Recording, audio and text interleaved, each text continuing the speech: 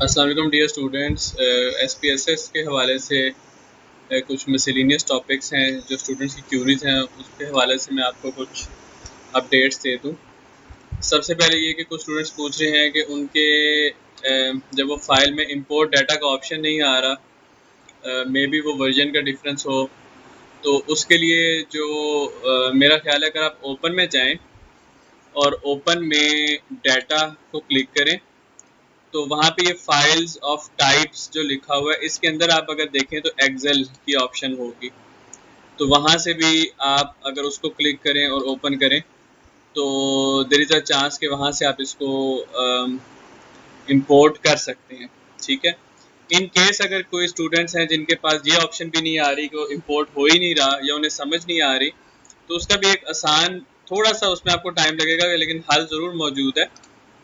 आप देखें, आपके पास एक्सेल में अगर फाइल है, पहले से मौजूद है, तो आपने सिर्फ ये करना है कि यहाँ से इसको कॉपी करें, इसकी जो वेरिएबल्स के नेम्स हैं, ठीक है, और वेरिएबल्स के नेम को उन फॉर्मेट में करते हैं जिस फॉर्मेट में एक्सेल जो है उसको एक्सेप्ट करता है। जैसे इसको मैं अंडरस्कोर कर देता हूँ यहाँ पे, ठीक है, कंपनी नेम नहीं एक्सेप्ट करता, उसको अंडरस्कोर कर देता हूँ यहाँ पे।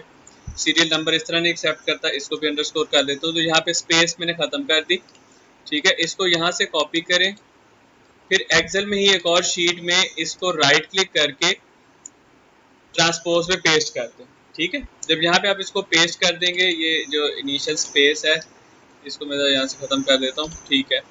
यहाँ से फिर इसको कॉपी करें दोबारा से और अपनी एसपीएसएस में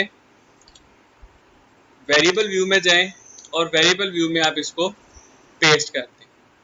तो यहाँ पे क्या होगा कि आपके वेरिएबल्स डिफाइन हो जाएंगे। अब ये तो आपका हाफ काम हो गया। अब सेकंड आपने डाटा कॉपी करना है।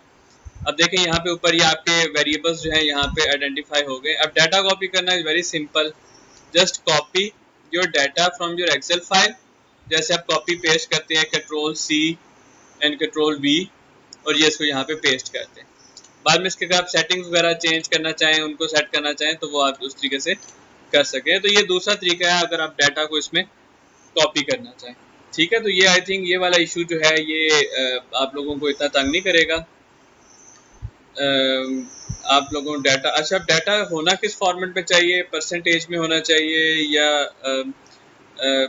जिस तरीके से कुछ लोगों ने पूछा कि करेंसी है, उन्होंने अगर उसमें काम कर रहे हैं, जीडीपी में काम कर रहे हैं, डॉलर वैल्यूज में काम कर रहे हैं, तो वो उसमें मैटर नहीं करता।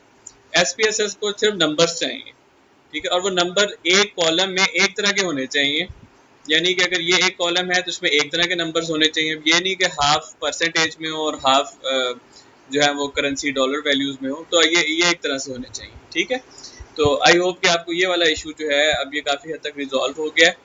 अच्छा, अब कंपनी नेम यहाँ पे कॉपी नहीं हुआ, उसकी वजह है कि कंपनी नेम को हमने न्यूमेरिक रख दिया था। आप इसको बनाएं स्ट्रिंग, ओके प्रेस करें। अब यहाँ से कंपनी नेम को अगर आप कॉपी करना चाहें तो दोबारा से इसको यहाँ पे करें कॉपी, ठीक है, और एसपीएसएस में वापस जाएं, वेरिएबल व्यू में, डाटा व्यू में आए और यहाँ पे इसको पेस्ट कर दें। अब ये देखें, ये कंपनी नेम भी कॉपी हुआ है। अच्छा, अब कंपनी नेम पूरा कॉपी नहीं हुआ, तो इसका मतलब है कि हमने जो उसकी विड्थ थी ना वो कम रखी थी। अब इसकी विड्थ इंक्रीज कर दें।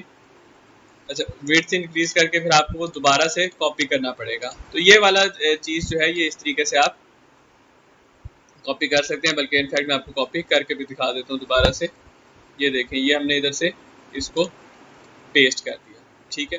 अच्छा, अब आप कंपनी नेम का फ्रीक्वेंसी एनालिसिस फॉर इंस्टेंस करना चाहते हैं कि आपके पास कौन सी कंपनी का कितना डाटा है या उसकी एवरेज कितनी है, ठीक है। तो आप एनालाइज में जाएं, डिस्क्रिप्टिव में जाएं, फ्रीक्वेंसीज में जाएं, ठीक है।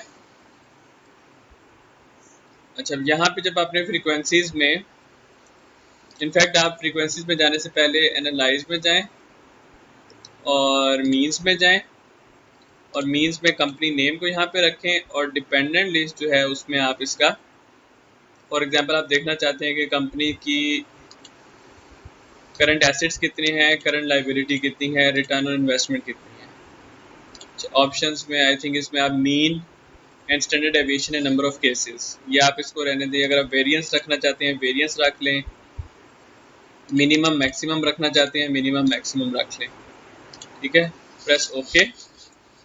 अब आप ये देखें कि हर कंपनी के हिसाब से इसने जो है वो अलग अलग करंट एसेट्स यानी एवरेज, करंट लाइबिलिटीज़ की एवरेज, रिटर्न इन्वेस्टमेंट की जो 4-4 साल का डाटा है उसकी एवरेज जो है यहाँ पे उसने हर कंपनी की अलहदा-अलहदा पेस्ट कर दी। और फिर यहाँ पे total average, mean, total number of observations, standard deviation, variance, minimum, maximum, ये इसने यहाँ पे पेस्ट कर दिया। तो आप इस तरह भी डिस्क्रिप्टिव जो है वो अपने डिफरेंट डेमोग्राफिक्स के हिसाब से, कोई मेल और फीमेल को देखना चाहता है कि वो उसमें क्या डिफरेंस है, कोई देखना चाहता है कि मैनेजरियल लेवल्स में क्या डिफरेंस है, एजुकेशनल लेवल के हिसाब से क्या डिफरेंस है, तो आप ये भी इसमें कर सकते हैं।